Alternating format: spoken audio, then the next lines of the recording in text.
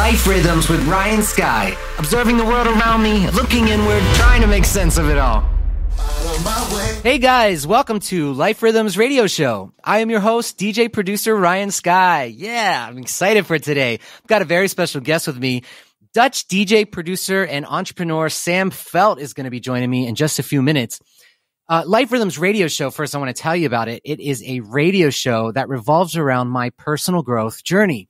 As a songwriter and record producer, I spend a lot of my time observing the world around me, looking inward, trying to make sense of it all. I've been doing it in song form. Now I'm doing it with my radio show. The way it works is each episode, we feature one song and one topic, and I use this song as a jumping off point to talk about a personal growth topic. Today, we're going to be talking about biohacking. We're going to be featuring Sam Feldt's record called You Should Know. And we're going to be talking about biohacking, which I'm excited about. It's a topic that interests me. I wrote a quote on the topic, and the quote goes like this. If we want better outputs, to have more energy and focus, to be free of disease, to have a better memory, to perform optimally in business and athletics, then let's tweak the things we put into our body and mind to stack the deck in our favor. Let's biohack. Yeah. And basically, if you're not familiar with biohacking, it's systems thinking approach to our biology. It's all about measuring the input of what we're putting into our body, trying to become the best versions of ourselves, and measuring the effects that it has. So examples of biohacks, and you're probably already doing biohacks in your life and may not even realize it. This is like the trendy buzzy word for it. But basically, if you've tried intermittent fasting, if you take supplements, maybe you go to the gym and you take protein ahead of time, that's biohacking. If you meditate, that's biohacking. If you've tried microdosing, that's biohacking. So we're going to be talking about that today. I'm excited to have Sam Feldt on the show. Sam jumped onto the scene in 2015 with his record called Show Me Love. Smash single. It went number 4 in the UK singles charts. It was number 21 on Dutch Top 40 Radio, certified gold in Australia. In 2019, he released one of my favorite songs that year called Post Malone, which currently, right as of this recording, is sitting at 340 million streams on Spotify. So Sam's had a lot of success. He is a fan of biohacking. We're going to be talking about some of the biohacks that he does.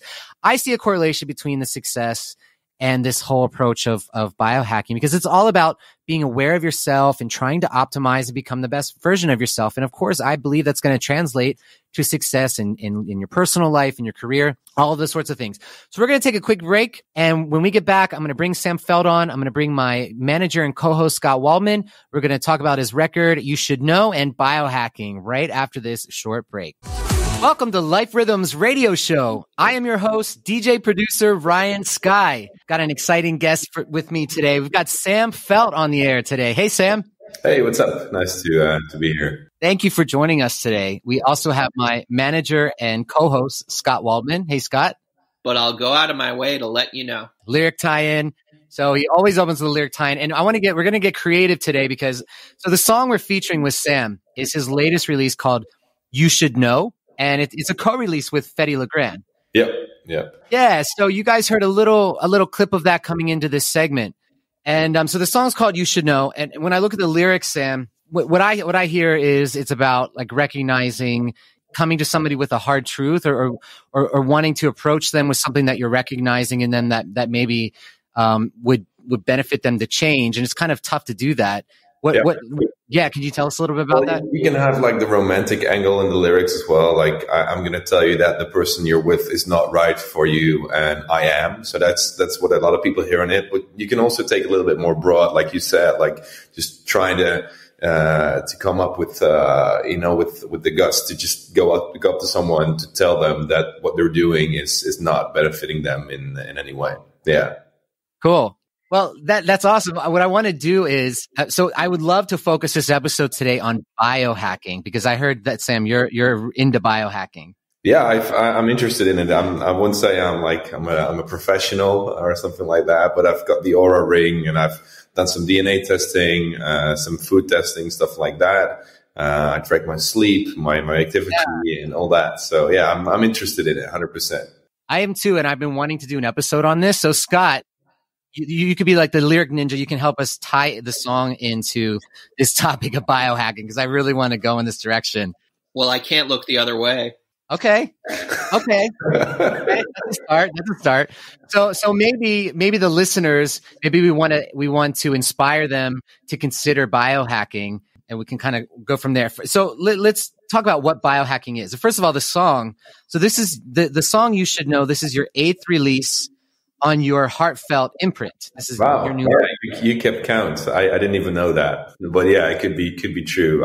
We started it in March of this year, and I think it's my 3rd single on it, but the 8th release. Yeah. Cool. And I was reading an article on culture.com, and they had quoted you as saying that after Fed Legrand played at the Heartfelt Neon Jungle Party during last year's Amsterdam dance event, you guys got in touch about working on a track together. Yeah, 100%. So he played my show. I played his show. Like what normally happens during ADE is all the big DJs kind of give their own shows and their own events, and then they invite friends over and like the DJs that they respect and look up to. And I've always really looked up to Fede. You know, he's one of the the veterans in the house music scene, one of the first guys to take it over to the United States with Put Your Hands Before Detroit, like other classics. And I just wanted to invite him to my party, and then he invited me back, and then we said, "Hey, let's see how our styles combine in a song as well." Sounds like festival hacking. Yeah, 100%. I like that you mentioned about your styles combining, because I was going to mention that about how like with Fede, I love the bass lines and the drops, the club energy of his records, and with your records, I love the melodies, the emotional aspects of it, and you really did a nice job blending those together in this record. Yeah, thanks. Yeah, it's I work with strong vocals quite a lot. I think when people listen to my tracks, I always want them to feel something, and usually that's happiness, but it can also be like nostalgia or maybe even sadness. For example, with my track "Show Me Love." But I think for Fede, his main goal is mainly to make people dance, make people groove. And I think once you put those things into the blender, you get a great smoothie that it's called. Yeah. And the track's already gotten support from Afrojack and Rehab and a few other artists. That's dope. Yeah. To be honest, like if you put me and him on a track, some people are going to play it. I just like the fact that also radio picked it up, because it's a club track originally. We put it out as a club song. We made it back when clubs were still open. So it's cool to see that it's crossing over, even though it wasn't really meant that way. You had mentioned a minute or so ago about "Show Me Love," which listeners, that's likely how they first found out about you was that single "Show Me Love." I had a moment over the weekend. I was on the beach in Malibu, and I'm laying on the beach, and in the background I hear "Show Me Love." Someone was playing it. In the background, I thought, oh, this is Sam. It's cool, that it's just nice to hear the vibes on the beach. It's still irrelevant. It's a long time ago, like 5 years ago. It was also around the same time I first did my first US tour. I still remember I played the El Rey. Does that still exist? The theater? Yeah. Yes. Yeah, that was dope. Awesome. So let's talk about biohacking, because I'm like really giddy to get into this. Listeners, if you're not familiar with biohacking, basically what it is it's a desire to be the absolute best version of ourselves. And what it is it's about making small incremental diet or lifestyle changes to make small improvements in your health and well-being. So in a practical sense, it could be anything from like fasting, nutritional supplements, meditation, body implants, infrared light, microdosing, which I'm curious to talk about today, and even gene editing, which could be the future of biohacking. Yeah, 100% true. I've got the red light here as well, so you talked about it. What is that? So that's the infrared light that you can sit in front of, and it works great for jet lag and anxiety, stuff like that. And really? I think it all starts with tracking, So I've got the Aura Ring here that tracks, sleep, activity, and once you start tracking, you can measure, and then you can kind of optimize and kind of work from there. So the Aura Ring it's attached to an app or a device? Yeah, so it's I've got my phone here so you can see it. So it's kind of the nice thing about the ring is the fact that it's never empty. So with your Apple Watch, you have to take it off and charge it. But this, you can pretty much keep it on all the time. And then every day you can, I don't know if you can see it. Not really clearly. Dude. You've got all these statistics about your sleep, and like you can see the phases that you've been in. You can see how much you're breathing, what's your temperature. So this thing can even detect corona, I heard. So that's interesting. Really? Yeah. So NBA is giving rings to all the players to be able to detect if they're going to get corona, I think 3 days before they get symptoms. So that's, yeah. Wow. Where can I get a ring? I think I want to try one of those. Now it seems like I'm getting sponsored by them, but I actually am not. Yeah. You can find it online. Maybe after this show you will. Yeah, well, maybe send me free rings. Yeah. And you said it doesn't wear out. Do you know what the material is made out of? I'm not sure. It's but it's the thing is, because it doesn't have a screen, it barely drains the battery. So you just charge it once a week, 15 minutes, and it's good. So with the biohacking, there's a little difference we could talk about between biohacking and self-improvement, because this show is all about self-improvement, but specifically with biohacking is systems thinking approach to our biology. And so basically, listeners, it's all about like the input that you're putting into your body and then tracking what happens. And just as an example, if you look at coffee, pre-coffee, you're sleepy. Post-coffee, you're wide awake. The only difference is coffee. So you're inputting the coffee, and the biohack is that it's giving you energy, it's waking you up. You measure input, you measure output, and based on that, you kind of see results. So, for example, self-improvement is meditation, but biohacking is wearing a headband that tracks your level of relaxation during your meditation, and then seeing if playing, a song with birds or a song with whales during your meditation makes you more or less relaxed, and kind of having like a systematic approach to it, to your health and to your well-being. Yeah. Sounds like punk rock biology. Yep. It kind of is. Yeah. Scott, are you biohacking at all right now? Well, definitely your coffee example. I can tell you that. The biggest. I biohack ahead of that. Also, as you know, Ryan, I disconnect to refresh myself. So Labor Day, for example, I was away from all screens. But for me, as a new father and a husband, I really have to have certain regiments that you could call biohacks to help me be a better husband and father. No, 100%. That is, for me, it's the same thing. So having on your iPhone, you can actually limit your screen time. So that's also a biohack, right? If you feel better, less anxious, you sleep better. If you limit your screen time after 8 p.m., for example, that's a biohack. Yeah. That's what I do after 7. Yeah. Well, it's already 8:30 in the evening here, so I'm making a big exception for you guys here. Yeah. Why do you have to one-up us? Why do you always have to experience things before we do? Yeah, true. He's always ahead of us. Yeah. At least. How are you with the blue light? Do you have the feature on your phone where you keep the blue light away? Yeah, but it only minimizes it about 30%. So I've also got, I don't have them here. I've got these blue light blocking glasses that you can get for $40.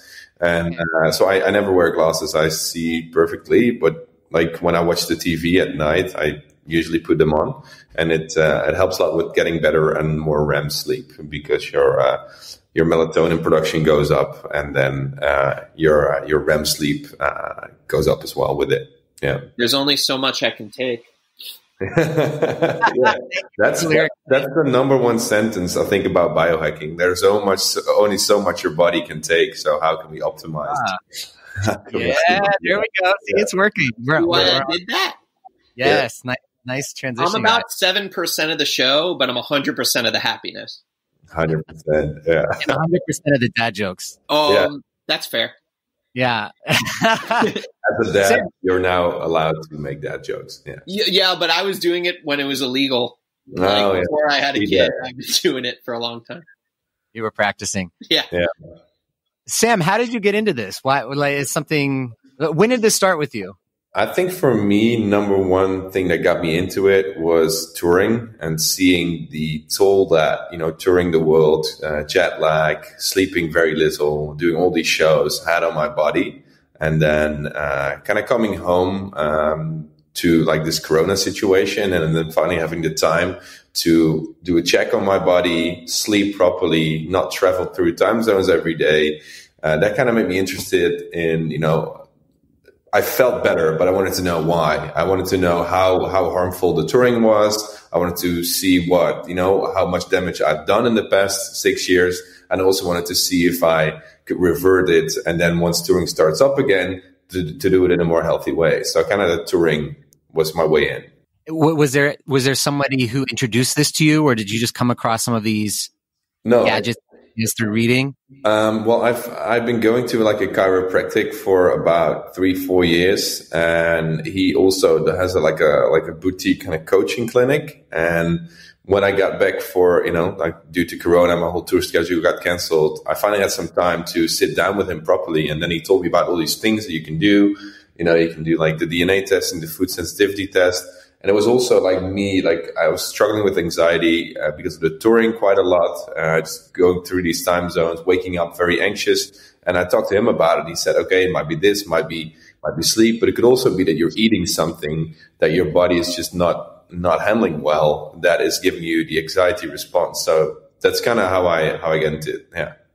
And also, I used to be a full-time touring artist, and I'm not in the electronic space, so it's a little bit different, but as someone who's been to some of Ryan's shows, you don't even start your work day till really, really super late. And then you might have a radio interview like this early morning. So your sleep is so inconsistent. So that can contribute greatly. And when you're home from tour, you don't have any of that. Yeah. And it's also then the kind of the contrast of being, completely energized, like on little sleep. You have to go from show to show to interview.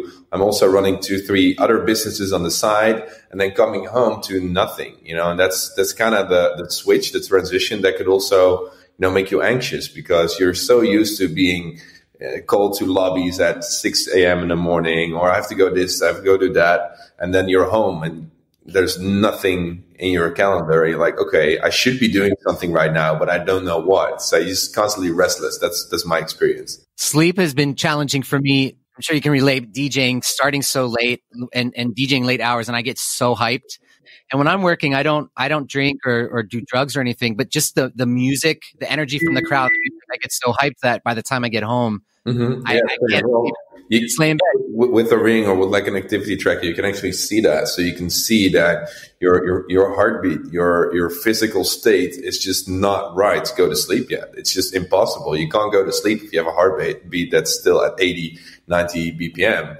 And sometimes even higher when you just got off stage. You're so hyped. I have exactly the same problem. Yeah. Well, Ryan actually was playing a gig in San Diego, and I went with him. I think the gig ended like 2-ish, so we were gone by like 2:30, 3-ish. He drove straight from San Diego to LA completely by himself because he was so energized, and I passed out within like 3 minutes. Yeah, you did pass out the whole way home. Yeah, you're welcome. No, but it's the amount of calories that you burn during a DJ set. It's crazy. Like it's maybe like kickboxing for 1.5 hours. That's kind of the same energy level where you're at. And for me, it kind of started to it definitely affected my sleep. My circadian rhythm was way off, where I was going to bed later and later and later. And so I started to get into the habit unintentionally of I would take a Xanax because I would get home. I wouldn't go to bed till like 5, 6 in the morning and I couldn't sleep. So I would just take a Xanax, but then my body got used to that. And then I wasn't able to fall asleep without that. So during this Corona time, I've stopped taking Xanax and I take melatonin, and I just, over the course of a couple months, I've gone to bed maybe like a half hour earlier every night and just slowly shifted. And now I can fall asleep much easier without anything like that. Yeah, no, that's important, man. Like even melatonin is, well, obviously it's a natural substance, but it's still like your body should be making it on itself, by itself. Yeah. And then especially like benzodiazepines, like that's you get used to it, you get addicted to it. So then it doesn't work, and then it's just harming your body and not giving you anything of the effects that it's promising. So yeah, right. It affects your mind, and so like let's talk about that, because me taking a Xanax isn't really biohacking because it's not improving my systems. It's just helping me. It's more that is more like a coping strategy, right? Yeah. Whereas you talk about a long-term strategy. That's the thing. Like it's a Band-Aid. Yeah, well, it's not the same, but it's similar to if you have to stay up taking drugs and cocaine, it's the same idea as I need to go to sleep. I'll take a pill for that. It's just. It might work a few days or a few weeks, but you're gonna get paid the price anyways. Yeah. It's basically like liposuction without exercising afterwards. I don't know. I've heard great stories about it, but I've never tried it. I never tried it either. What, liposuction? Yes. Yeah, but I mean, but you know how many times you hear about someone who has like one of those kind of surgeries and then, you know, they don't do anything health-wise with their diet or fitness, and then they get right back to where they were before. Yeah, 100%. So you need to address things in the long term. Yeah, but good that you've gone off it and switched to melatonin, which is a lot better for you. It might actually be. I read up on it like 2 days ago. Melatonin might be a better antioxidant than vitamin C and glutathione. So it's like if you type in, that just found it out like three days ago that taking melatonin might actually be very good for you. Well, I'm doing what's good for me then. Yep. Yeah. Nobody knows about the long-term effects, but it might be good for you. I mean, I heard that they increase your dad joke quotient. Yeah. So how much melatonin are you taking? I'm not at liberty to discuss. That's a very personal question, Sam. Oh, that's why there's so many dad jokes. It's all the melatonin. He's hooked on an IV, which is pure melatonin flowing in. The drip bag. Yep. Yeah, I've done that too, by the way. The vitamin drip. Yeah. How is that? It's great when you have a hangover. Like I didn't believe it at first, but then I was in Vegas and I had a pretty wild night and couldn't get out of my bed. And luckily, one of the IV clinics was inside my hotel, so I just went into the elevator, sat down. They hooked me up, and like I think an hour later, I was in the gym. I felt fine. I was like, okay, wow, this is impressive. Yeah. That sounds awesome. I haven't tried it. I've wanted to try it. Yeah, there's some good ones, some shit ones. So yeah, pay attention to what's in it. Yeah. No shit. I'll pay attention. Yeah. Try it out. The whole biohacking movement. It's the concept. Well, I guess the term biohacking it's become buzzy lately. But what was interesting to me when I was preparing for this episode is the biohacking concept has been. It's centuries old. I mean, it wasn't called biohacking, but if you look back in time at famous biohackers, one of the ones I came across was Benjamin Franklin. And he famously tracked 13 personal virtues in a daily journal to push himself towards moral perfection. And he shared this insight in his autobiography. And I have a quote. He says, "I was surprised to find myself so much fuller of faults than I had imagined, but I had the satisfaction of seeing them diminish." Mm-hmm. So here's Benjamin Franklin tracking basically biohacking before it became trendy. No, 100%. He's biohacking his mental state. And like you can also do it much simpler just by writing down, 5 things that you're grateful for or 5 things that you still want to achieve, because then you're making it trackable and you can read back and you can read, you can see what you were busy with thinking about last week. And you kind of keep it top of mind. And I think it helps with, general well-being and also, reaching your goals. So, yeah. Some other famous biohackers that I came across. One was Jack Dorsey, CEO of Twitter. Yeah. Jack is a big proponent of intermittent fasting. Have you tried that, Sam? I do it about 16 hours a day. I'm not sure what he does, but for me, it's just, I never really ate breakfast, and then it's easy for me to push lunch to about like 1, 2 in the afternoon, and then I have to have a big lunch, and that works great for me. If I eat in the morning, I get energy for like an hour, and then I just crash because I kind of go into like a very early morning food coma, and I need a bunch of coffees to get back into it. If I just don't eat, I've got very stable energy up until like 3 in the afternoon. Yeah, which is kind of counterintuitive, but it really because I do it as well, and I have the same experience. Yeah. Have you done it, Scott? Intermittent fasting. I'm going to respectfully disagree with the effects of that, just because I've spoke actually with doctors, and for me, it wouldn't be healthy. So I've done intermittent fasting in a religious sense because I'm an agnostic Jew. So for Yom Kippur, I used to fast, and it just isn't good with my chemical makeup. So I think that the biohacking is, what works for Sam may not work for Ryan, and what works 100%. For Ryan may not work for Scott. Yeah, it's the same with like my girlfriend. She has to eat in the morning, otherwise she doesn't have energy at all. She can't go to the gym. She gets nauseous if she doesn't eat and go to the gym. That's definitely not healthy. So I think you definitely need to, like you said, what works for you wouldn't work for me any way around. That's why you need to track. That's why you need to. biohacking. And also I'll say ease into it, because listeners, if you're not familiar with the intermittent fasting, the concept is that the main idea behind it was that we're, as humans, however many years up until recently, our bodies were more designed to really eat only like 1 meal a day, 2 meals a day. We were hunting and gathering all day, and then we would come home and eat at night. And the concept is that if you eat all of your calories within like a 4 to 6 hour window, and then the rest of the day you don't eat any food, the body starts to adapt to it. And then it gets to the point where the body starts using your fat reserves for energy, rather than, because if you were saying, Sam, like if you eat in the morning, you have energy, but the body's using the energy from the food. Yeah, it's not. So it's just blood sugar spikes and trying to minimize the ups and the downs. And for me, it works because, after I went to bed and woke up, my body's in a state of using fat as an energy source, and I can keep that kind of going until 3. And if I eat sugar or any food at all, my body starts using glucose again, and I get into this wild ride of being very energetic and then very sleepy. So that's kind of how it works for me. Yeah. And there's a bit of a transition period that you go through, because when I started intermittent fasting, and I read about this, so I kind of eased into it. I would maybe fast for 10 hours, and then after a week, I'd fast for 12 and 13 and kind of ease into it. But it does take time, because the body, if you do kind of graze on food throughout the day, the body is used to that. So you don't want to just kind of go cold turkey start fasting, because the body's not used to turning to your fat reserves. So you kind of have to give it time to kind of switch into that. It's a ketosis state.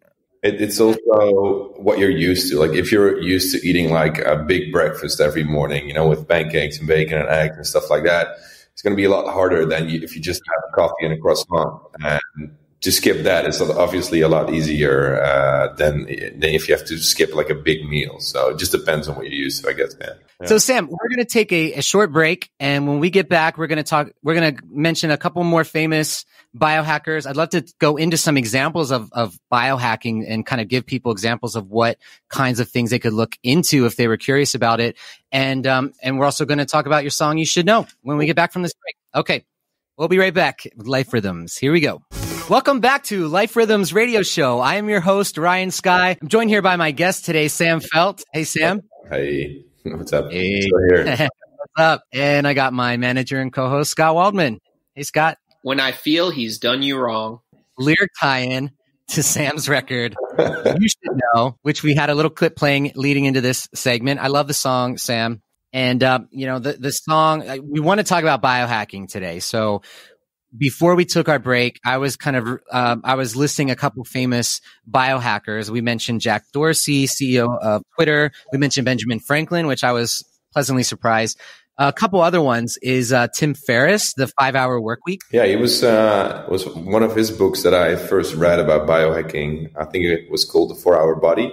I think this might have been almost 10 years ago already when it just came out, and that already, kind of captivated me and got me into it. Yeah, I haven't read it yet. It's on my list. I just got literally, this is not a joke, and this has nothing to do with like this show specifically, but another one of my clients, John Dolizzi, he actually told me about that book, and I just got the audiobook version of The 5-Hour Workweek literally last week. This is your sign. Well, yeah. So that means he's not coming into the office anymore. It's just 4 hours, 4 hours a week. That's all you're going to get him for. No. Don't read the book, Scott. Yeah, just so you know, we're not going to talk that much, but I'll get a lot of stuff done. Yeah, hopefully it'll take 20 minutes every day and not just 4 hours on Friday night. Can we stop talking about me and get to you? Yeah. Let's talk about. So I got two more famous biohackers. This one is Dave Asprey. He's the creator. Okay. Yeah. Have you tried it? Yeah. When we could go to the gym, I would go to the Gold's Gym in Venice, and it's right by Main Street, Santa Monica, where they have a bulletproof coffee. And my wife and I are kind of coffee snobs. It's in my top 5. In terms of what, taste? In terms of taste, but also, it's the butter coffee. So it's basically like everything at the bulletproof location. They have like a lot of keto food, and this coffee is just great. And yeah, it definitely works better than just a regular cup of coffee. Yeah, for me, it works a lot better. You get energy a lot longer. So it's not like you're super hyped and then it's gone. and it also doesn't have the jitter of like a normal coffee for me. But I don't like the taste. I think it's disgusting, but I got used to it. So yeah, because you also have to put in like the MCT oil. So that's like coconut oil. So you put coconut oil and butter in your coffee, and you get used to it, but I definitely wouldn't drink it for fun. I wouldn't drink it decaf. No. Have you tried it cold? No, I've never. No, I have, because they sell these little packs that you like, the cold brew ones, and I like that a lot better. You're right. Yeah, it's better cold in my opinion. You live in LA, like you've got a bulletproof coffee store. Like we don't even have that here. I just buy coffee, buy butter, and buy the oil and make it myself. Yeah, but you guys have had weed for a really long time, so I'll. True, but now you guys have weed. Now I don't have anything to brag about anymore. That's hilarious. Yeah, I used to do the bulletproof coffee for a period of time. The taste is pretty rich. And listeners, the idea behind it is that the butter is specifically, it's ghee butter, right? It's or grass fat. Okay. Yeah, one of the two. So if you're adding the clarified butter and the MCT oil, the idea is that it's giving you sustained energy. So actually, you can drink it along with the intermittent fasting that we talked about earlier, where you're not eating foods, but if you're drinking the bulletproof coffee, you're getting energy from the drink, and the body is staying in this ketosis state where it's still burning your fat and not burning calories from the food, because there's not really carbohydrates and sugars. There's no carbs. There's very little protein, so it's just the fat. And then they say the MCT oil also boosts the ketosis process. So that's apparently the science behind it. It's good for your brain as well. Yeah, Well, to be honest, when I drink it, like I'm on a roll. I'm like, especially if you have to do like very like continuous work, like things like emails and to-dos, and if you have a list and you drink it, it goes by very fast. But like creative work, I'm too hyped up to do like real creative work. I much better get the weed in that case. Yeah, you need a little smoothing out instead of I get jittery on the coffee. Yeah. Well, they actually have, next to the bulletproof coffee, they have like a bulletproof lab where they do a lot of stuff that like is really biohacking. Like, I've been reading like Dave Asprey like a lot. I've read all his books and his blog as well. So he's got some pretty interesting stuff. Also, he's talked about like microdosing nicotine to boost brain performance, like stuff like that. That's on my list. That's cool. I love that you mentioned that. So I've got one more famous biohacker. I saved this one for last because this one I was really curious when I read about it. So it's Angelina Jolie. So what I was reading is that, so what she did was she did clinical tests to sample her DNA. She isolated the genetic marker BRCA1, which is known to code for breast cancer and ovarian cancer. Yeah. And she was able to calculate the probability. Basically, she had an 87% chance for breast cancer and a 50% chance for ovarian cancer. And based on this genetic... it's the BRCA gene, right? That's what they call it? Yeah. Okay. Yeah. And then what she did was she took proactive steps to alter her own body with a double mastectomy and a follow-up and a reconstructive surgery with breast implants. And what's interesting is that within 2 weeks after that, her aunt unfortunately passed away from breast cancer at the age of 61, and she was carrying the BRCA1 gene marker. So you can get tested for a lot of these markers, and they can tell you a lot about yourself. For example, like I know through my DNA testing that I'm very sensitive to caffeine. So before I would drink 5-6 cups a day, and I would get really sweaty and anxious and stuff like that. And I never made the link. And then when I saw it on paper, I was like, okay, fuck, I just need to drink less coffee and keep it to 1 or 2 in the mornings. And now I feel a lot better. So stuff like that. Also things about how well you can train, how much you should train, what kind of exercises you should do. They're all in your DNA. So that's super interesting. So, but I actually something on this, Ryan, that you don't know is that my father passed away in 2007, and my mom started dating a man about a year later who lost his wife to breast cancer, and his daughter actually had a double mastectomy in her mid-20s just because of the BRCA gene. It's pretty crazy stuff. Yeah, like to be honest, I like one of my girlfriend's friends also had exactly the same story. So it's happening more now. I think the more we're testing, the more we can see. The earlier on we can take preventative steps to make sure that doesn't happen. So I think it's a good thing. I do too. Let's talk about some specific. We've already mentioned some biohacks. We can go through some other examples here. We mentioned earlier about microdosing. I wanted to start with that because that one interests me the most. There's a film, Limitless. Have you guys seen it? Yep. Yeah. So Limitless is Bradley Cooper's character. He taps into his full potential by using a performance-enhancing drug, and it allows him to learn almost anything at will. Kind of like, the microdosing movement. So basically, listeners, microdosing is a technique of consuming low doses of psychedelics, usually LSD or psilocybin, to help enhance cognitive and creative functions without experiencing the hallucinogenic effects. Pretty cool. It's interesting to me. And it became popular in Silicon Valley. A lot of people there started the microdosing. Yeah, I never tried it. And I don't know why. Like I'm interested in it. I would definitely try it. The thing you mentioned about Limitless, I think it comes closer to like drugs like modafinil, Nupept, that are also being used a lot in Silicon Valley, that for me give that kind of limitless feeling, which are, you just want to work a lot. You want to complete your to-do list. You want to get your shit done. Usually if I take it, like I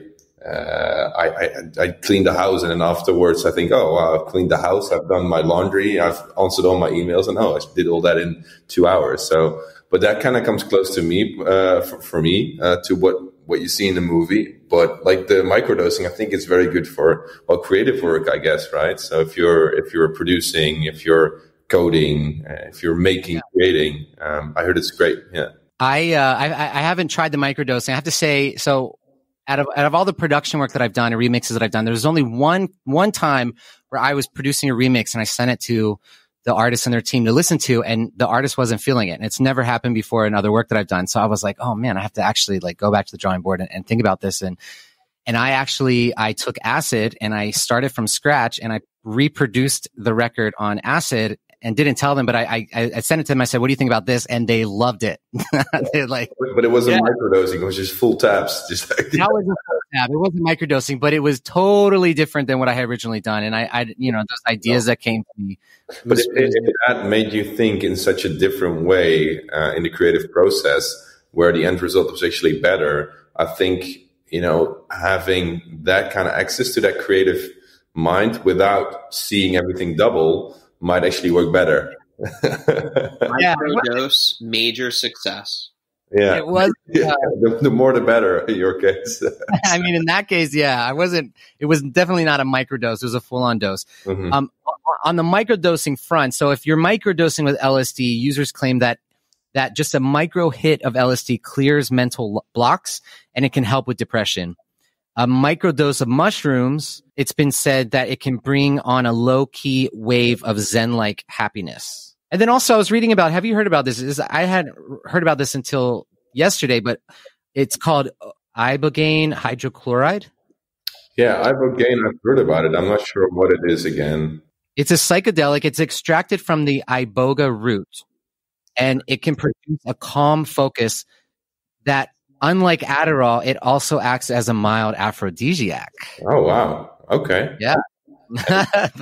Is it because I just put it in Google. It says short-term risk, heart attack. I'm not sure. If it's an aphrodisiac, I might as well try it. What was the short-term risk? Heart attack, arrhythmia. No big deal, right? Well, I'm very little known about long-term risks. So if you were to microdose, I would do it maybe more on mushrooms and LSD then. Yeah. You mentioned earlier about modafinil and Nupept, which are nootropics. Yeah. So that's kind of what they're portraying in the Limitless movie, in my opinion. Have you taken nootropics before? I've done that. Yeah. And I think, like, for example, Nupept is more, it's more like a long-term thing. It's like a multivitamin that you take multiple days in a row. And I think after like 2 weeks you should be able to feel the effects, but they're not super clear to me. But then, for example, modafinil is super straight on. You're awake, you're focused. Listeners, the idea behind nootropics, this is another category of biohacking, is nootropics and smart drugs. They're natural or synthetic substances that can be taken to improve your mental performance. And so examples are caffeine, amino acids, creatine, ginseng. And Sam, you had mentioned earlier nicotine, which I have on here, and I didn't realize this, but nicotine has a nootropic effect, and it's been shown to improve alertness and attention, especially in people with naturally poor attention spans. Yeah, it's interesting, huh? So I wouldn't smoke a cigarette because of it, because there's plenty of stuff that's not good for you in there. So that doesn't make it a biohack. But I think Dave Asprey tried it in like a spray. Yeah, I don't know. He warned against doing it too often, but he said like once in a while he does it. I've never tried it, but seems to make sense. You can get that calm, focused feeling, I think, from a cigarette as well, right? Yeah, so I guess there's a cost benefit analysis to what, different biohacking. You have to kind of weigh the pros and cons of whether that specific thing you want to try. Yeah, and also like for a lot of these things, there's no long-term analysis yet. So you're also kind of guinea pigging, right? So you need to decide for yourself if you want to take that risk, if you think it might be good for you or not. You have to do your research. So it's not without any risks, right? You're messing around with your body. I mean, yeah. You mentioned earlier about a nasal spray. They're also developing a nasal spray with ketamine for treating depression. Yeah. And there were scientists at Yale. They found that low doses of ketamine dramatically reduce depressive symptoms. And there was a research program done by the Intramural Research Institute. And Dr. Carlos Zarate found that ketamine has strong, rapid effects on treatment-resistant depression and bipolar disorder, as well as in reducing suicidal thoughts. Yeah, I've read that. Yeah, it's interesting. Yeah.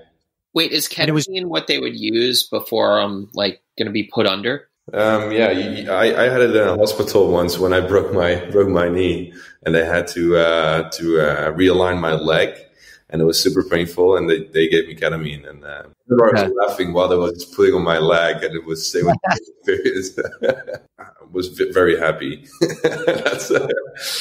It's not like you put like the I don't know how you call it in English, but you got like the inhaler that they use at a surgery.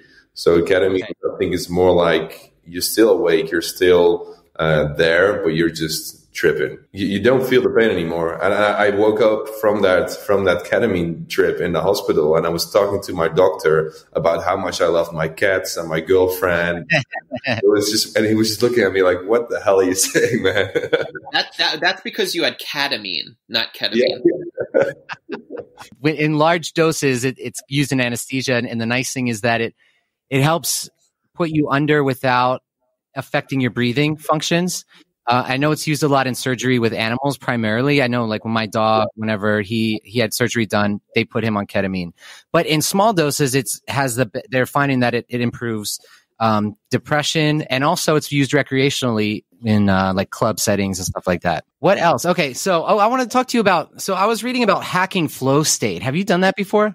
What do you mean exactly? Like going into, I use like Pomodoro timers to stay focused while I'm working. What is that?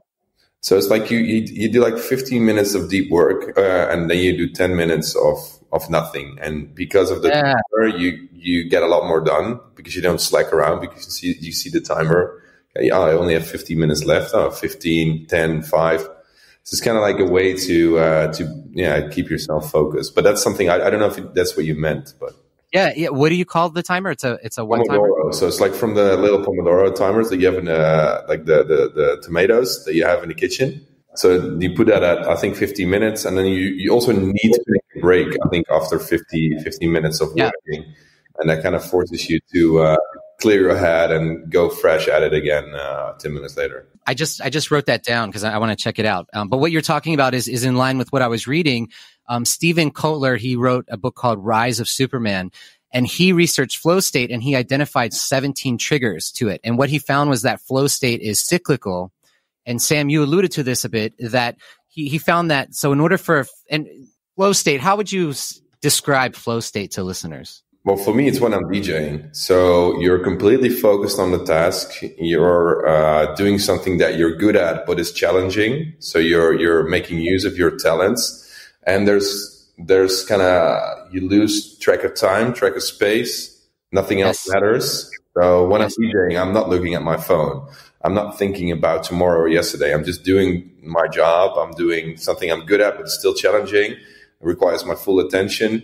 For me, that's a state of flow. It could also happen while producing or doing any like deep work. I noticed that when I enter into flow states, I'm my most creative. I almost feel like I'm tapping into maybe a higher consciousness, or maybe I'm tapping into my subconscious, but I'm not sure what it is. But I do feel like I have access to a broader intelligence that's kind of like always there for us. So the cycle that Stephen Kotler's talking about, and you mentioned this, is in order for it to get into a flow state, before you enter flow, you've got to experience a struggle. So this is kind of like a learning phase, and the brain creates beta waves in this phase where it's awake, it's concentrated, it's struggling. And then the next thing is that you've got to release completely. So this is when your subconscious does its magic. It's basically consolidates the information and relaxes. And then your brain converts into alpha waves here. This is like the meditative state. You're awake, but you're relaxed. And then once you release, then you enter flow. These are the theta waves. And this is kind of like access to the unconscious mind. And then finally, after that, you enter a recovery phase. And these are back into data waves. So basically, as you had said, Sam, you work hard on something and then you have to take a break and disconnect completely. And then when you return later, you're more likely to experience flow. Yeah, 100%. Because then you've also had time to process all the information that you just took in.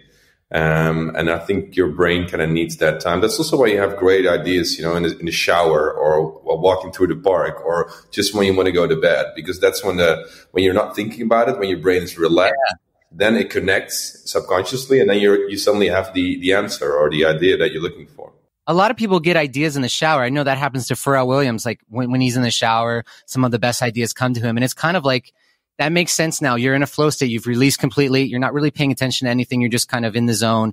And then things start flowing into your ideas. It's like, in your PC, you have defragmentation sometimes. You need to rearrange like all the data on the disk. And I think when that happens and when you're taking a step back, your brain automatically links everything together. And that, gives you the insight that you need 100%. Yeah.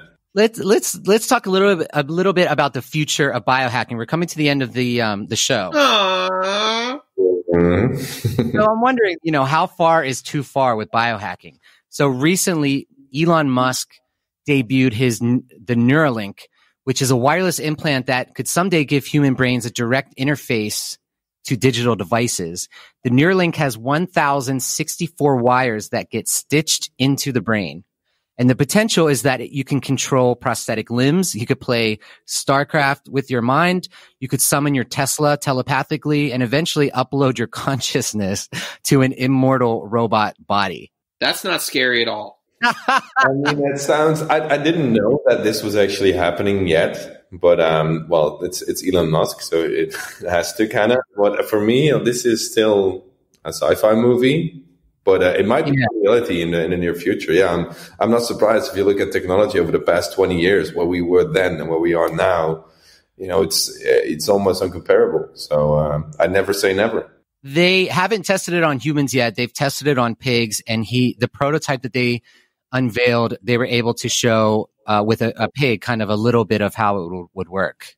Okay. And so they're in the process of trying to get approval to test on humans, and people can actually sign up to volunteer to have this device implanted into their skull. Okay, well, I'm not that big of a fan of biohacking, but I'll try it once it's been. That's like brain hacking. Well, yeah, no, I think it's called transhumanism. I think just in the end, everybody that it takes a part in it wants to either become superhuman or be immortal, and that's like the idea behind it. And I think this is.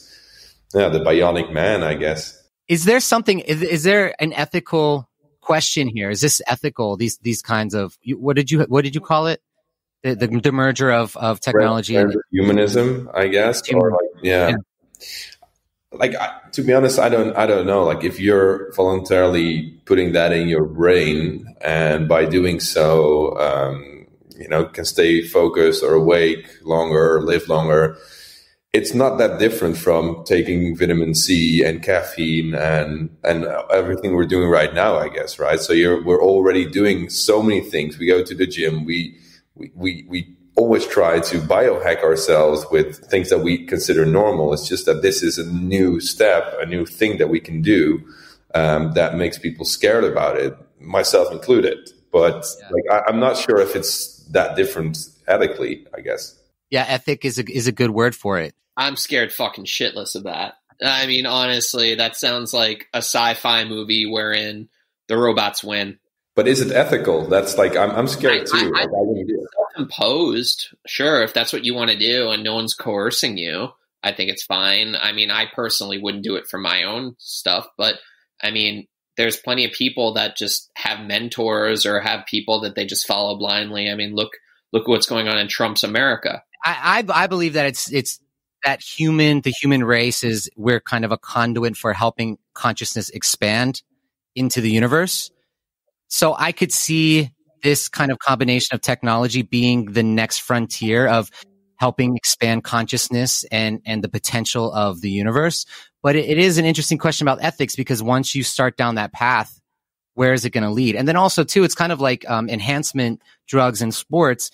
If some of the population's doing it and you're competing with them, so if there's humans walking around with these devices in their mind and they're smarter than you and they're getting hired over you with jobs and they're getting into schools and you're not getting into schools because they have access to this kind of superhuman ability, it's kind of pushes people to do it that may not have wanted to do it. Yeah. Because they have to. Yeah. No, I think that's it. Like, it depends on the actual things that you can do with a device like that. And I think that's kind of the ethical part of it. If it just helps you, call your Tesla, I wouldn't be so scared. But like if it does, if it just completely destroys, your necessity to sleep, so you don't need sleep anymore, that would be really weird, and also potentially not very fair to the people that do need their time in bed.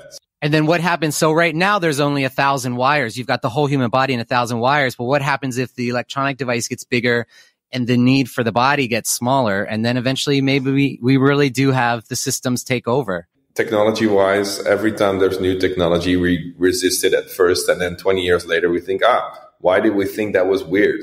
And then you look back and you're like, okay, now this has become acceptable and there's something else, there's something new. And you're scared of that. So I think in 20 years, if we have another podcast, we will look at each other or look at us 20 years ago and be like, why were they so scared about it? It's normal. We'll be both holograms speaking to each other. We're already glued to our phones anyway. So, I mean, and we have our Apple Watches and our rings and stuff like that. I don't think the implant is that big of a step. But like, if you would ask me 10 years ago if I would walk around with a ring like this, on my phone 200 times a day, I would say, no, of course not. But now it's reality. So that brings us to the end of the episode. Wow. Sam, such a pleasure having you on today. I'm like geeking out over this biohacking topic. So I'm really glad I was able to bring you on and share this with you. 100%, man. Well, thank you for having me. Appreciate it. And we'll look forward to seeing each other again in 10 years. Yes. Yeah. And listeners, check out Sam's single. You should know it's on his label, which I also urge you to check out, the Heartfelt label. Check the song out. Thanks for listening to Life Rhythms Radio Show.